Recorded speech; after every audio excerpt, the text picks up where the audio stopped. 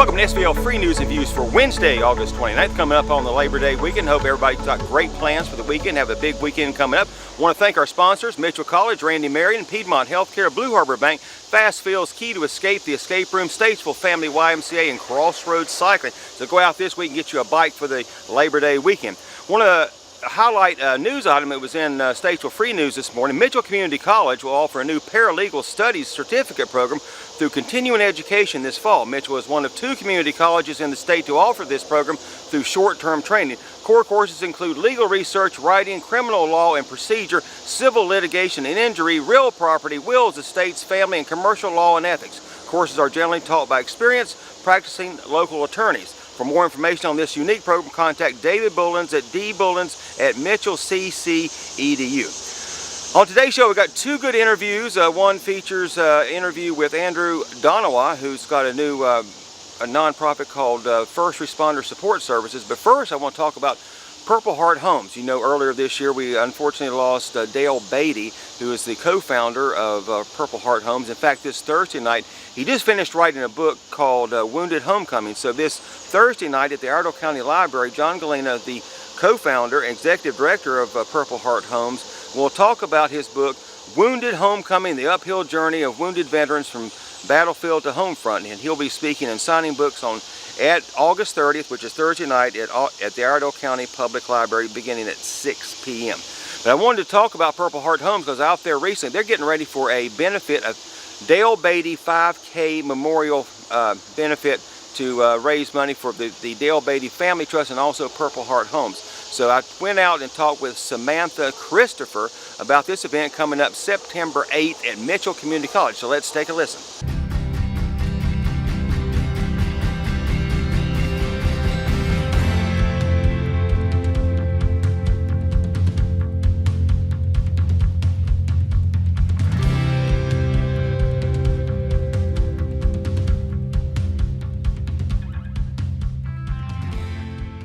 Hey, this is Brian Battown. I'm out here at Purple Heart Homes. You see the logo right behind me, and I'm with Samantha Christopher. Samantha, how you doing today? I'm doing great. How about yourself? And we got something big to announce. This is the first annual Dale Beatty Memorial 5K, Sam. And tell us a little bit about what's going to be happening September 8th at Mitchell Community College. So September 8th, we're having our first annual Dale Beatty Memorial 5K to honor Dale's life.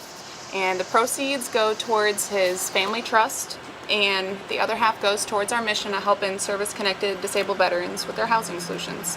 So you've just come on board as the Community Relations Director, correct? Yes, okay. I have. And let's give a little bit of background how this is such a passionate thing for you, because you were formerly on the board, and you decided you and your husband have actually benefited from Purple Heart Homes. So tell us how Yes. you've been benefited. So in 2015, my husband and I were able to purchase our very first home, thanks to Purple Heart Homes through their veteran home ownership program. And since then, I joined the board and was on the board for 2 years, and joined the team now as Community Relations Manager. And it's just so awesome to be able to help other veterans receive that same hand up that my family and I. And it's just put us on the path of healing and recovering. Right. It's not just a home to us. It really impacted our lives, and Sure. I just want to give back now. You know, if you're not familiar with Dale Beatty, who unfortunately passed away earlier this year, and his partner John Galena, they have made such a mark in the lives of veterans who need assistance, you know, whether it be their home or whatever. So if you haven't, you're not familiar with Purple Heart Homes, either you can also come out here and volunteer, or, you know, you can come out to the race. And, you know, we talked about, if you're not a runner, you can even sponsor a runner. Yeah. There's plenty of kids out there that'd be glad to run if you would just sign up. So let's talk about, how do you sign up for the race? So you can go to our website at phhusa.org, and you know, if you can't make, you got something else going on September 8th, you can go to the website, register for the race as a Phantom runner. You still get a t-shirt, you still get a gift bag and a dog tag, and you can donate it in honor of a veteran that you may know, or if you like to donate towards Dale's family and his mission. Okay, and we also want to recognize a lot of the sponsors who are also invested in Purple Heart Homes. And can you give us a list of those? Yes, I'd like to thank a few of our sponsors: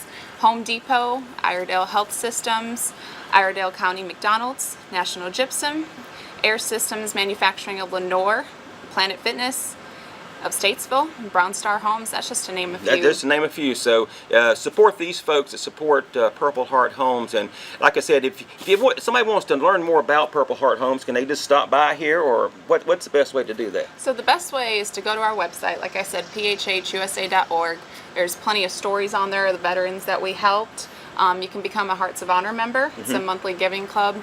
Donate $10 a month. That continues our mission here, sustaining and helping veterans. And just check out the website and learn about what we do. Okay, so if you're a runner, that's a way to do it. And if not, if you want to give back to Purple Heart Homes, you can go out and, as you said, be a phantom runner. That sounds like a good idea for me. I might have to do that if I don't get a chance to go out and run. So once again, it's September 8th at Mitchell Community College, and it starts, as you say, 07. The registration is 07. 07. 07. See, I'm not military, but you are, obviously. Yes. And the race starts at 08. Okay, we can do it. So once again, come out and support Purple Heart Homes and the first annual Dale Beatty Memorial 5K and Fun Run. Yes. And Sam, welcome aboard to Purple Heart Homes, and congratulations on your new position. Thank you. So we'll see you September 8th. Thank you very much. Hope to see you soon. All right. So there you have it. You don't have to actually run to support Purple Heart Homes. You can be, as Samantha called, a phantom runner, or support somebody else that likes to run as a benefit for this great cause. That's September 8th at Mitchell Community College. Now I want to move on to the other item that we had today. Andrew Donawa, who's started First Responder Support Services. He was one of the Future 5 a couple years ago from the Chamber of Commerce to look out for, and he does a great job in the community. So let's take a listen. Mike Fuhrman took some time with Andrew Donawa to talk about First Responder Support Services. So let's take a listen.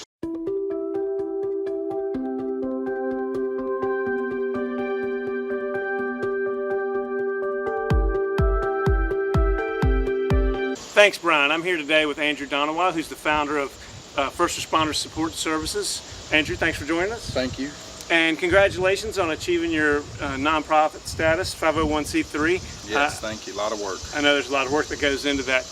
Now, tell us a little bit about the need for support services and financial support for first responders here in Iredell County. Okay. So, as I sat down with my board and we started thinking about support services for Iredell County, we added 3 portions to it: financial support, counseling, and chaplaincy services. And we felt the need to add all 3 of those portions is because those play a different role in each first responder's life.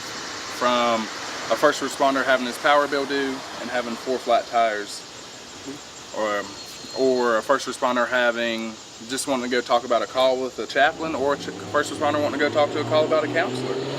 So that was one of the reasons why we decided to add those 3 portions. So tell me about the next step. You have your 501c3 status, you have a clear mission, day to day, week in, week out. What's the nonprofit doing right now? Right now we are trying to meet with every single department in Iredell County, and there's 21 departments, volunteer and municipalities. And we're going to each department and saying, hey, these are the services that we're offering, and we would love for you to be a part of our nonprofit service and have a person that can come in and meet with us every week to say, hey, John's having problems with so-and-so, can you give John a call?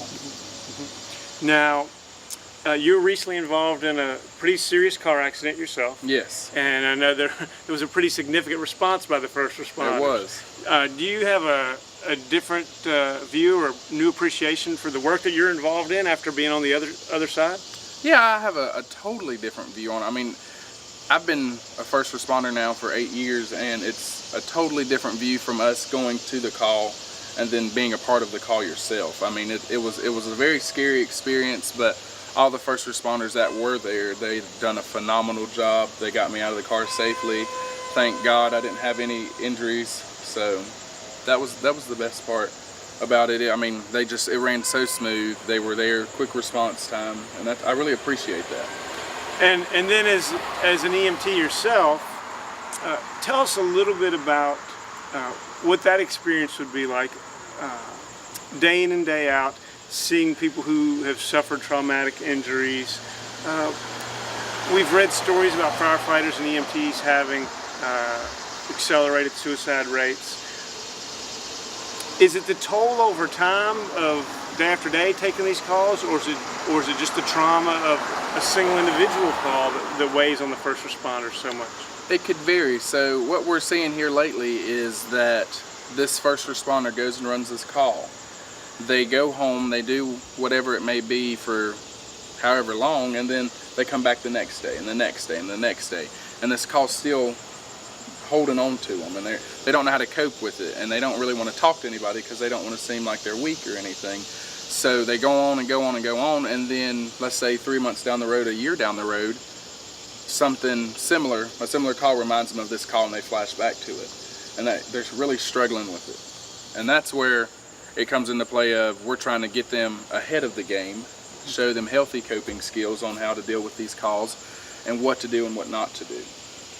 Okay, and recently, I know you went to Orange County to help with the fire department there who lost a firefighter. He had just returned to the department and unfortunately passed away in the station.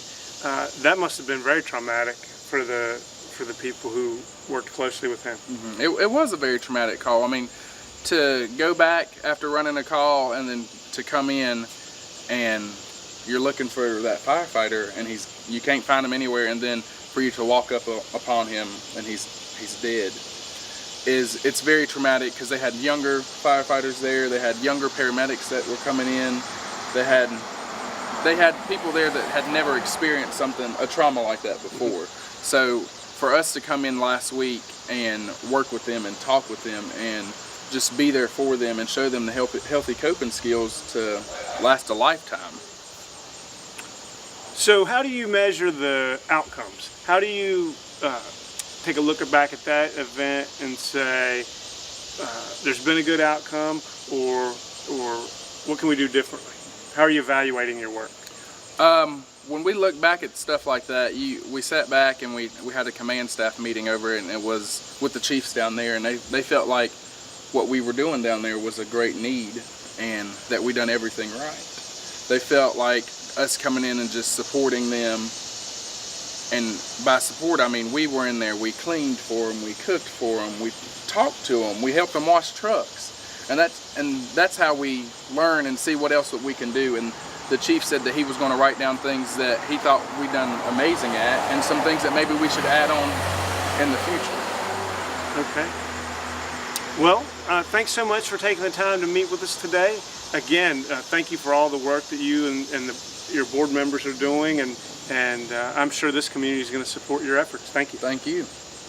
Okay, so there you have it, our show for Wednesday, August 29th, and coming up this weekend, as we said, Labor Day. And also, the fair starts on Friday. It starts early. It used to start on Labor Day, but now it starts on Friday. You get 2 weekends, really, to go out and enjoy the fair. And we'll be talking about more events coming up and what you can do at the Iredell County Agricultural Fair, and it begins this Friday.